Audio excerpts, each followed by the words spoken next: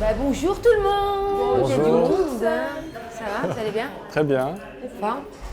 Nabila. Enchantée. Abada. Khaled. Ça va? Bonjour, vous allez Forme? bien? Super. En forme, et vous? Merci. Cool. Très bien, je On m'installe où? Là-bas. Ici? Ouais. Allez, go. Elle vous a dit bonjour toute seule, hein? Pardon? Elle vous a dit bonjour Oui, toute j'ai seule. entendu. Elle commence l'humour. Ouais, j'ai vu. Comme personne n'a rigolé, je me suis dit, elle avait eu le revers de la médaille. Elle a osé.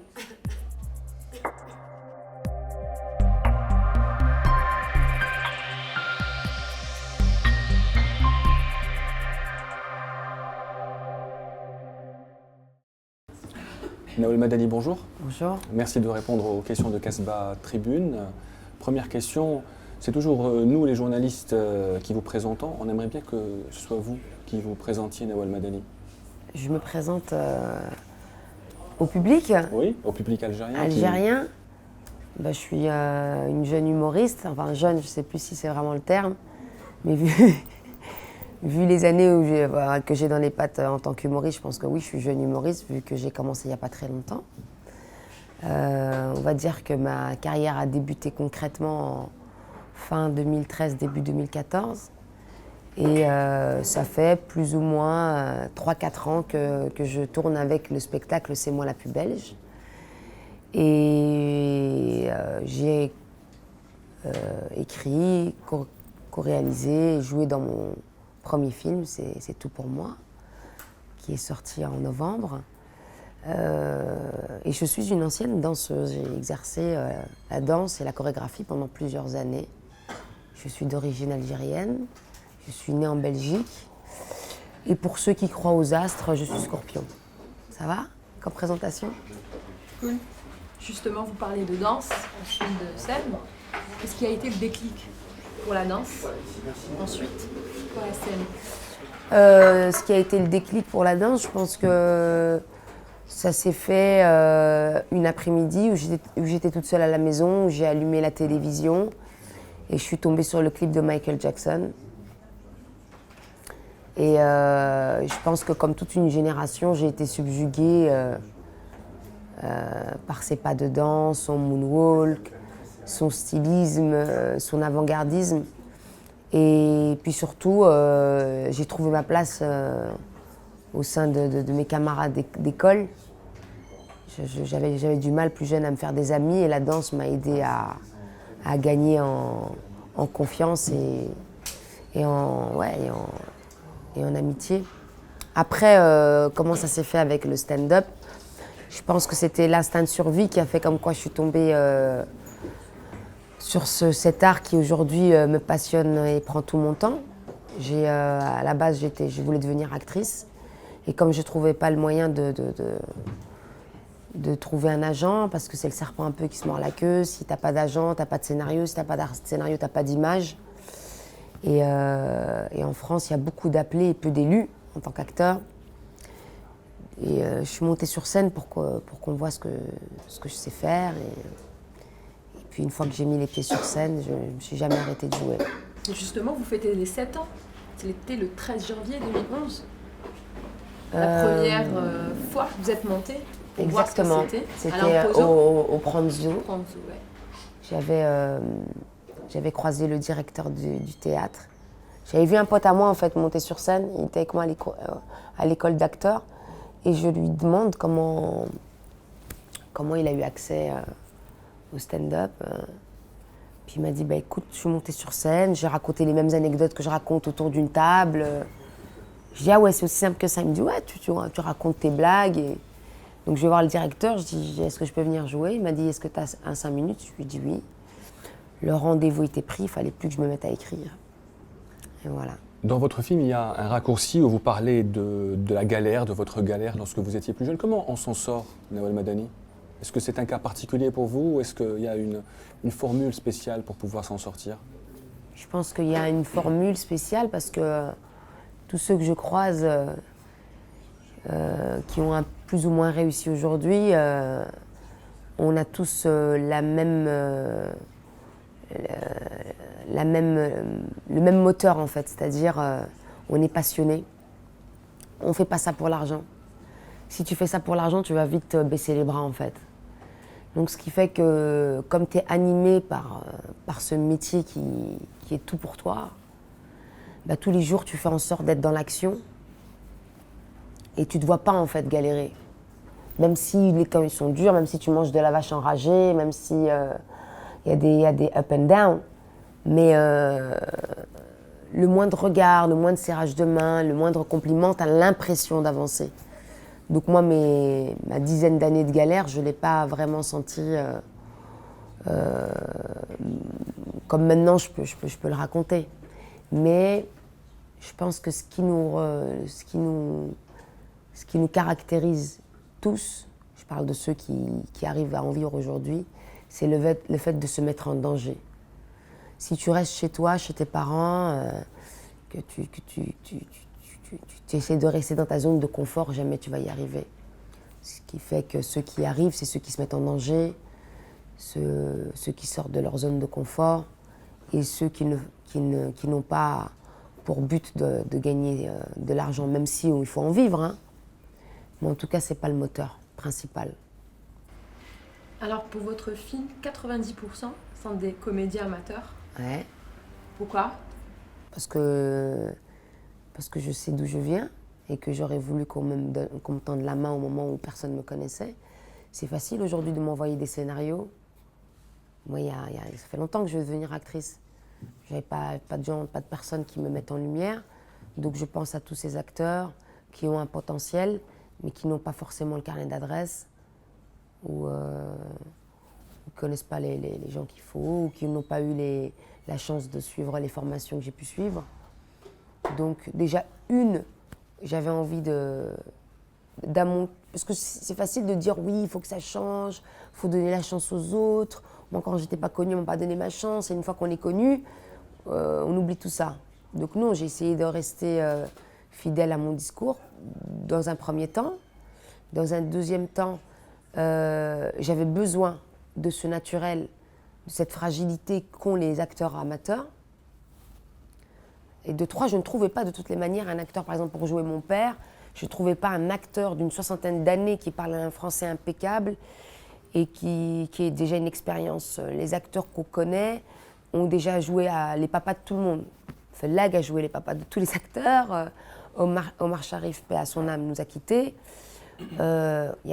Cette génération-là n'a pas poussé les portes d'une agence d'acteurs.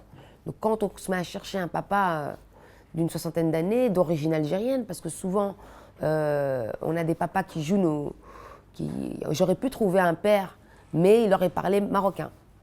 Et moi, et pour tous les Algériens qui connaissent notre dialecte, vont se dire oui, bon, comment elle peut parler le dialecte algérien et son père il parle le dialecte marocain. C'est des détails qui, moi, m'ont fait décrocher dans plusieurs films. Donc j'ai essayé d'être le plus juste possible et je me suis mise à chercher mes acteurs dans la rue, à les observer constamment, à aller chercher mes voisines dans des associations et ainsi de suite. À propos de père, puisque vous venez de parler de votre père, vous dites que quand vous étiez petite, vous faisiez tout pour plaire à votre père. Pas petite, hein. Et pas aujourd'hui. Hein. Et votre mère alors, vous n'en parlez jamais ? Si, parce que peut-être que vous n'avez pas lu toutes les interviews, ma mère, j'en parle beaucoup. Ma mère est là d'ailleurs. C'est différent parce qu'en fait, ma mère, elle est comme toutes les mamans, je pense. Quoi qu'il arrive, je reste sa fille. Même si je fais des bêtises, même si je vais à l'encontre de leurs principes, même si on n'est pas d'accord, je reste sa fille. Mon père, c'est quelqu'un de beaucoup plus orgueilleux, de fier. C'est un vrai Algérien. Donc, et il est très pudique. Ce qui fait que, pour qu'il peut-être que le fait qu'il soit un obstacle, c'est devenu un moteur. Donc ma mère, je sais que c'était déjà gagné d'office, parce que elle a toujours cru en moi. D'ailleurs, c'est quand je lui disais que j'allais monter sur scène, pour elle, c'était une évidence. Or que mon père, il était comme tous les papas, il avait peur pour moi. Le monde du spectacle était lié à la débauche. Il avait peur des qu'en dira-t-on. Il y avait tout ça. Donc il a fallu que je gagne un peu son estime, son regard, sa confiance. Il fallait que je le rassure. Il y avait beaucoup de choses. Donc c'est peut-être pour ça que je parle plus de mon père. Pas parce que j'avais une mère absente, mais parce que j'avais un père à gagner. Vous dites que votre père était pudique. Est-ce que la fille l'est moins? Est-ce que vos spectacles sont moins? Est-ce que vous allez vous produire en Algérie de la même manière que vous produisez en Europe? Moi, je suis pudique, hein, j'ai une pudeur. Après, j'ai un franc-parler. On va dire que je ne suis pas dans l'hypocrisie. Parce que quand j'entends dans la rue comment les gens y parlent, ils sont tous sauf pudiques. Et moi, je ne suis pas hypocrite. Vous savez, quand moi je vais au hammam, je les vois les femmes, comment elles se parlent entre elles. Hein. Il y a tout sauf de la pudeur. On est très cash, on est très rentre dedans, on est cru. Donc moi, je parle comme tout le monde parle. J'ai pas de différents visages en fait. Y compris dans les spectacles à Alger, donc Je suis comme cette Nawel semaine. Madani, comme elle est dans la vie de tous les jours, comme elle est sur scène. Après, je pense que ceux qui poussent la porte de mon théâtre, ils savent à quoi s'attendre. Je pense que c'est un public qui est venu voir du Nawel Madani. Donc il n'y aura pas de changement par rapport à votre spectacle d'origine? Non. Non. Pourquoi? Non. D'ailleurs, je vais vous expliquer quelque chose. C'est ma petite parenthèse, hein. J'espère que vous la garderez au montage. Ça fait quelques années que je veux venir jouer en Algérie. D'ailleurs, j'ai toujours cherché à faire des choses en Algérie. Ça fait des années que, même en tant que danseuse, j'ai voulu monter une école de danse. Et puis j'ai voulu monter un centre culturel où j'ai carrément voulu monter une académie de théâtre. Ça fait plusieurs années que je cherche à faire avancer les choses dans mon pays. Et je viens jouer en Algérie gratuitement. Mes 4 représentations, je ne prends pas 1 euro sur scène. Donc je me baladais sur les réseaux sociaux, je voyais les 3000 dinars, c'est cher, c'est cher. Alors, pour un peu remettre les choses dans leur contexte, je viens avec 50 personnes. J'ai pratiquement une quinzaine de danseurs. J'ai des techniciens, j'ai une lumière et tout. Donc pourquoi j'ai mis du temps à venir en Algérie, c'est parce qu'il fallait que je sois sûre de remplir autant pour que ça puisse être viable. Avec une salle, j'aurais pas pu faire venir tous ces techniciens, les billets d'avion, les hôtels et tout, avec une jauge, c'est-à-dire avec les 1400 personnes qu'on va avoir, j'aurais pu payer personne. Donc il a fallu que je sois sûre de ma notoriété pour faire plusieurs dates. La billetterie est consacrée à payer les gens du spectacle. Sinon, ce spectacle ne pouvait pas exister. Il aurait pu exister, comme beaucoup d'artistes font, en jouant avec un tabouret et un micro. Donc pour moi, c'est comme si je négligeais le public algérien. C'est-à-dire je donne le maximum en France, avec une technique incroyable, avec des danseurs et des acrobates à tout va. Et quand je viens en Algérie, je viens juste avec mon texte. Donc il a fallu que je tranche. Donc j'ai dit, bon écoutez, on va faire 3000 dinars. Qu'est-ce qui est viable? Donc j'ai parlé avec le producteur, je dis, qu'est-ce qui est viable? Il me dit, écoute, on est juste si on fait à 3000 dinars l'entrée. Donc si j'avais eu peut-être un sponsor en aide, ce qui n'est pas le cas, vous pouvez voir l'affiche, on a un sponsor qui est l'hôtel Sofitel et Aigle Azur. Tout n'est pas gratuit, hein. Sheraton et Aigle Azur. Donc on a quelques billets d'offert et quelques hôtels, quelques nuitées. On a pratiquement 300 nuitées. Donc pour être très honnête et très, très, très franche, je monte sur scène, tout ce qui est consacré à la billetterie, c'est fait pour payer le staff et pour payer la lumière. Donc voilà, je ne prends pas 1 euro aux Algériens. C'est vraiment... j'en parle avec... Donc si en plus de ça, je monte sans être payé, que je ne peux pas avoir la liberté de ton que j'ai envie d'avoir, vraiment ça ne sert à rien que je vienne, quoi, tu vois.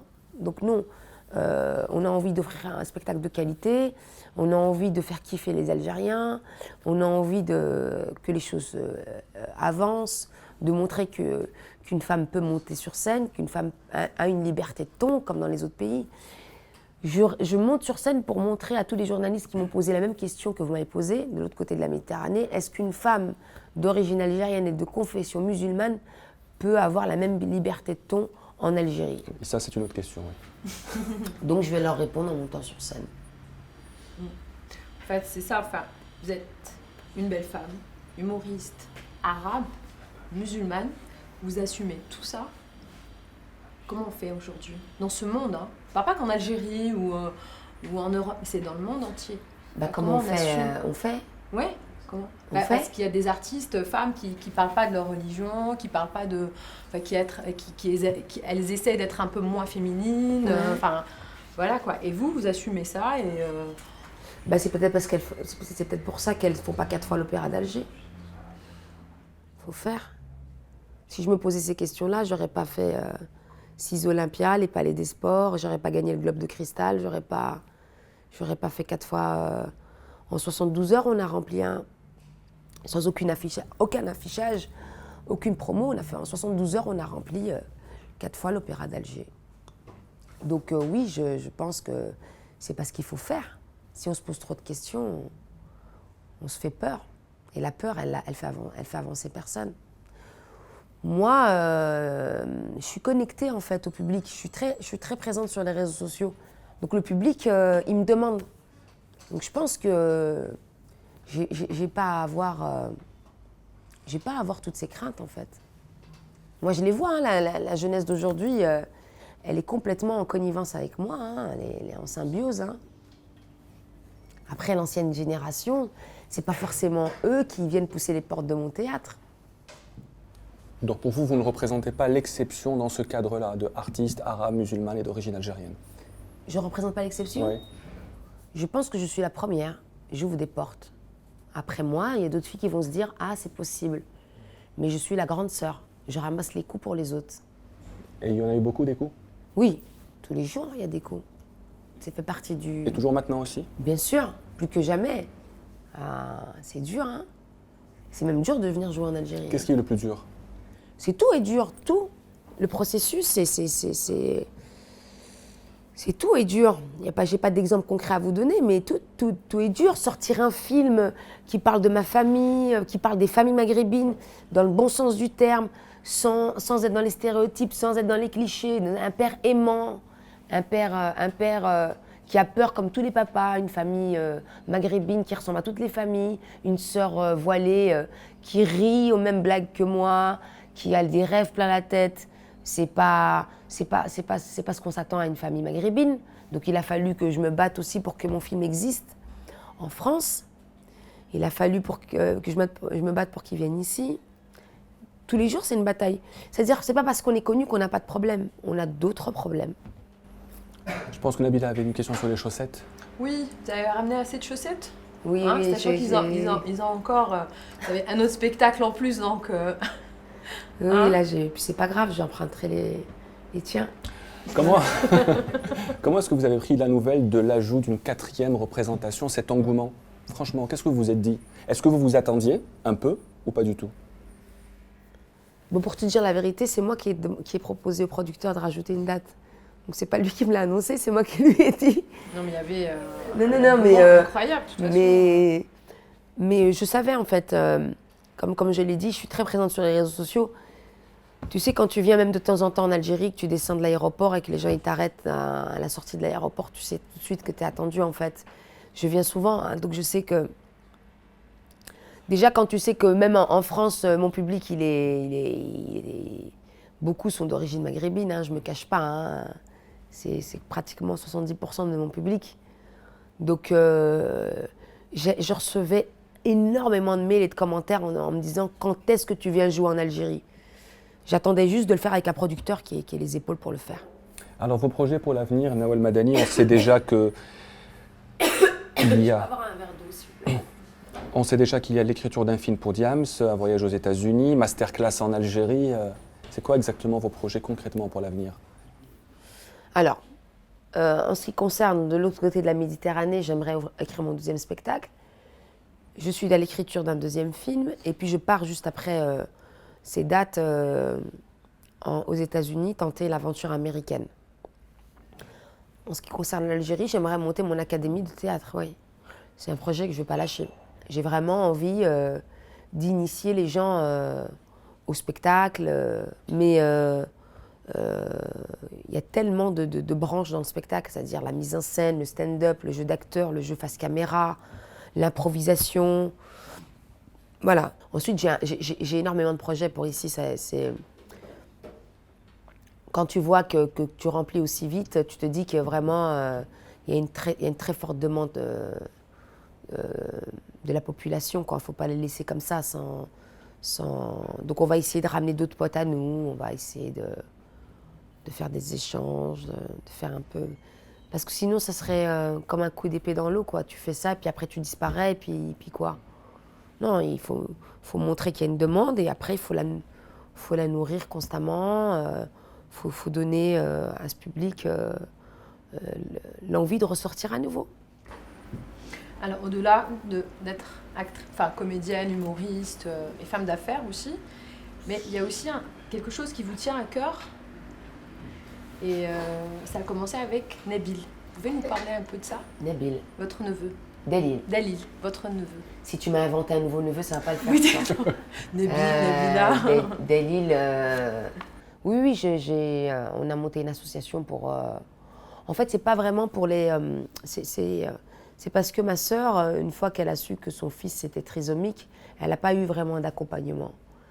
Il n'y a pas vraiment de personnes, il n'y a pas de bureau qui accompagne les familles avec un enfant trisomique. C'est très compliqué aujourd'hui de se dire quel institut, quelles sont les aides, quel accompagnement on a, quel est le droit pour ces enfants-là, est-ce qu'ils ont droit à l'école normale ou pas, jusqu'à quel âge, et quel accompagnement.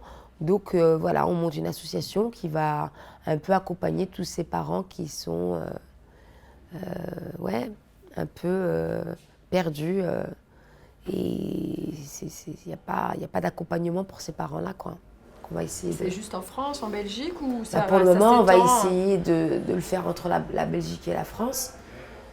C'est petit encore, hein. On va essayer d'être aidés, on aimerait bien. Nous, tu sais, quand on est artiste, on a envie d'être partout, en vrai. Hein. C'est quand les gens disent, ouais, pourquoi vous venez pas jouer chez nous? J'ai vu une ribambelle de commentaires, et pourquoi pas Oran, Annaba, Constantine? En vrai, on a envie de jouer partout. C'est juste l'organisation, il faut que les gens nous appellent, il faut qu'on étudie les choses, il faut que ce soit bien fait, quoi. C'est toute une organisation. Quand tu es artiste, tu as envie de jouer partout dans le monde entier. Hein. Il y a nulle part où tu dis non, là, j'ai pas envie d'aller, c'est pas vrai, tu vois. Donc quand on monte une association, nous, on a envie qu'elle rayonne partout. Et forcément ici aussi. Ouais, bien sûr. Que représente pour vous l'Algérie, Nawal Madani? Mes plus beaux souvenirs. C'est toute mon enfance. Il n'y a pas un été que je n'ai pas passé ici.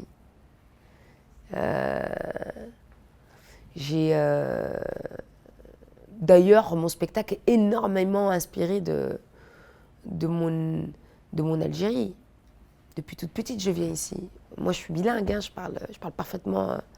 Quand je vais en Algérie, quand je vais dans mes quartiers à Oran, ils disent que كبرتي هنا تهضري كيما كيفنا.